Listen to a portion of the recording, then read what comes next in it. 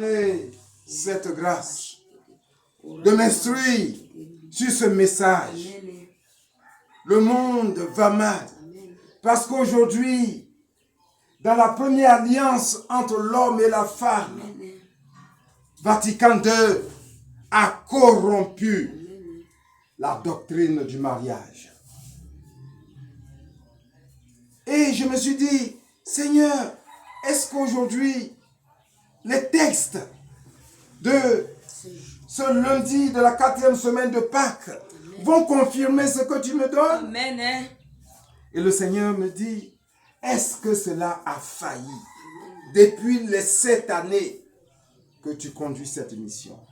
En effet, et la parole dit, en introduction de la première lecture des Actes des Apôtres, chapitre 11, versets 1 à 18.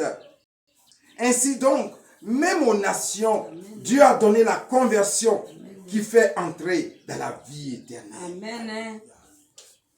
Oui, Jésus, par sa vie et sa mort et sa résurrection, a sauvé le monde entier. Les femmes et les hommes créés à l'image et à la ressemblance de Dieu ont reçu la rédemption, pourvu simplement de croire en vérité. Amen. Et c'est justement là la question. Aujourd'hui, est-ce que Vatican II est dans la véritable parole de notre Seigneur Jésus-Christ de convertir le monde? Amen. Oh! Tant d'oripeaux de la culture occidentale ont investi Vatican II et cassé la véritable vertu de la doctrine du christianisme. Amen. Et un des effets les plus pervers se trouve au niveau de la doctrine du mariage telle que enseignée par Vatican II. Et alors, dans le livre des Actes des Apôtres, chapitre 11, verset 1 à 18, en ces jours-là, les apôtres et les frères qui étaient en Judée avaient appris que les nations, elles aussi, avaient reçu la parole de Dieu. Lorsque Pierre fut de retour à Jérusalem, ceux qui étaient juifs d'origine le prirent à partie. Ils ont commencé à lui faire des histoires. Et ils avaient raison. Tu es entré chez des hommes qui ne sont pas circoncis et tu as mangé avec eux. Amen. Et Pierre a essayé de leur expliquer qu'il a vu. Alléluia. Amen. Oh, quand fait me dit de lire. Parce que la parole correspond. Oh, Seigneur. Oui, tu m'as envoyé véritablement. Amen. Pour que je puisse donner le message. Pour transformer les âmes des femmes et des hommes. Afin que transformer, les couples soient transformés. Les communautés transformées. Les villages transformés. Les régions transformées. Les pays transformés. Notre continent transformé pour que vienne l'air de la Sainte Montagne. J'étais dans la ville de Jaffa en train de prier et voici la vision que j'ai eue dans une extase. C'était un objet qui descendait. On aurait dit une grande toile tenue aux 4 coins venant du ciel. Elle se posa près de moi. Fixant les yeux sur elle, je l'examinai et je vis les quadrupèdes de la terre. Amen. À la vérité, Pierre est en train d'expliquer que dans la tradition juive, dans la grande tradition du judaïsme, l'homme ne doit pas manger toutes sortes d'animaux. Et voilà que Pierre dit qu'il a eu cette vision et que la voix lui dit, mange. Oui, Christ est venu pour que le monde soit à jamais un monde uni. Un monde où Dieu, Yahvé Sabaoth, règne. Plus de division, plus distinction entre noir, entre blanc, entre jaune.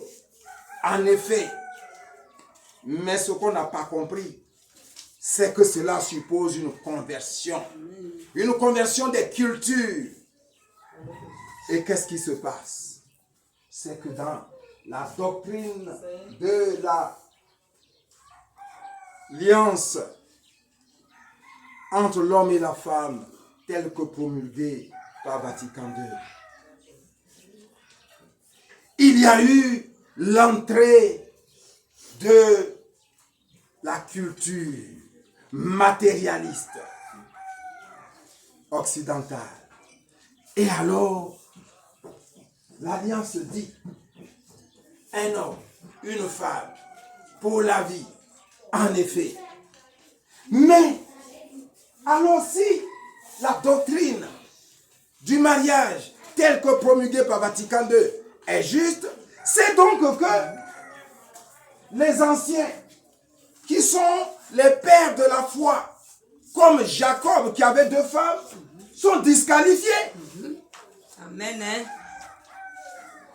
Dieu serait-il, en fonction du temps, un Dieu qui permette une chose et l'interdise dans un autre temps? Et donc, la doctrine du mariage à Vatican II a imposé un homme, une femme. Alléluia. Amen. Mais quand on regarde la tradition judaïque, quand on regarde les fondamentaux de la foi, on se rend compte que Dieu n'en fait pas cas. David avait 100 femmes, Salomon également. Mais pourtant, le Seigneur a dit, j'ai choisi David, le roi selon mon cœur. Mais comment se fait-il qu'en notre temps aujourd'hui, alors le même Dieu dise que maintenant, le mariage c'est une femme, un homme? Oh, mon Seigneur, c'est un grand thème que tu le donnes. Pour que les gens sachent. À la conception, à la perception ontologique de l'homme et de la femme. Amen. Comment Dieu qui est si juste peut établir de telles règles? L'homme, à moins qu'il soit frappé d'impuissance, est toujours à mesure d'aller avec une femme jusqu'à sa mort. Alors que la femme est réglée de telle sorte que, à un moment donné de son existence, elle entre en ménopause. C'est-à-dire qu'elle ne peut plus faire d'enfant. Elle n'a plus de menstrues. Et pourtant, et de ce pas, elle n'a plus d'attirance pour l'homme. Qu'est-ce qu'on fait? Dans un mariage chrétien catholique, la femme est en ménopause. Elle n'a plus d'attirance pour son mari. Oh, le mari est encore là. Oh, il y a eu tant de drames que Vatican II a cachés. Oui. Et qu'est-ce qui se passe? C'est qu'à un moment donné, l'homme est obligé d'entrer dans la clandestinité. Et beaucoup d'hommes ont perdu leur grâce et se sont retrouvés dans la mort parce que nous ne pouvons pas tenir. Mais en dehors de l'aspect naturel de la ménopause, si par exemple, la femme se retrouve avec une pathologie qui l'empêche d'aller avec son homme, cet homme-là, qu'est-ce qu'il fait? Et donc, il y a eu et il y a toujours aujourd'hui dans le monde ce drame qui passe sous silence des hommes et des femmes dans ce mariage tel que est dicté par la doctrine de Vatican II ne permet pas d'avoir des couples qui soient véritablement en épanouissement spirituel. Beaucoup de couples souffrent en silence et aucun prêtre, aucun évêque, aucun cardinal, aucun pape ne peut leur donner la solution. Amen. Et je parle, non pas en tant que théoricien, mais moi-même je suis prophète et marié à ce régime de Vatican II. Et je sais qu'il faut une grande dose de la présence du Saint-Esprit. La présence de la troisième personne, de la Sainte Trinité, pour pouvoir tenir. Parce que, et c'est tout à fait naturel, la femme arrive à la ménopause. Elle n'a plus d'attirance. Qu'est-ce que l'homme fait? Alors, j'ai vécu ces situations. Et à un moment donné, alors que je n'avais pas encore reçu véritablement la révélation de Café, moi aussi, j'ai pris la tangente.